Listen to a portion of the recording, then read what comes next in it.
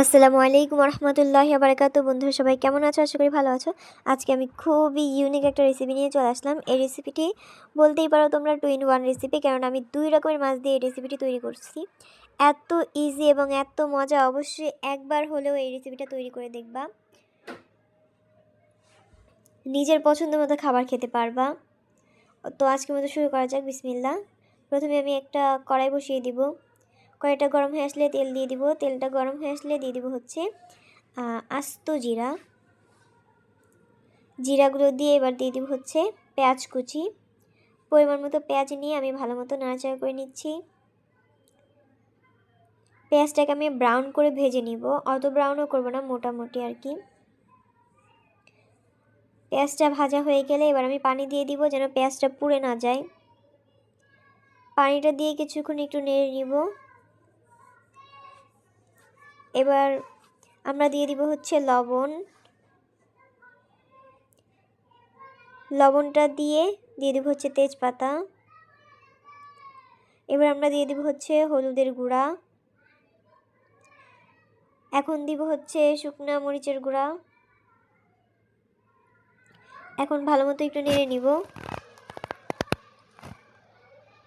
এখন আমরা দিব হচ্ছে আদা বাটা, রসুন বাটা দিয়ে ভালো মতো একটু নাড়াচাড়া করে নিব।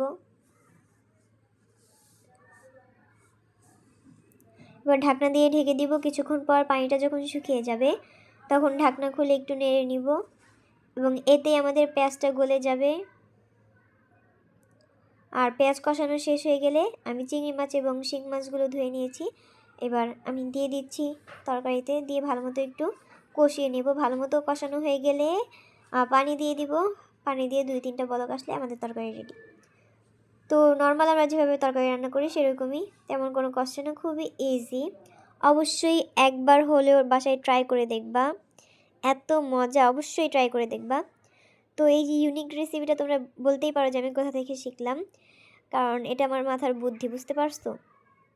সবাই শিং মাছ খাবে আজকে, আর আমার চিংড়ি মাছ পছন্দ, অনেক খেতে ইচ্ছা করছে, বাট কেউ আমাকে আজকে খেতে দিবে না। সবাই আজকে শিং মাছ রান্না খাবে। তো বুদ্ধি খাটিয়ে এভাবে রান্না করলাম যেন আমিও খেতে পারি, ওরাও খেতে পারে, বুঝতে পারছো? দেখতে পারছো আমার মাথায় কত বুদ্ধি। তো আমার রান্না শেষ অলরেডি।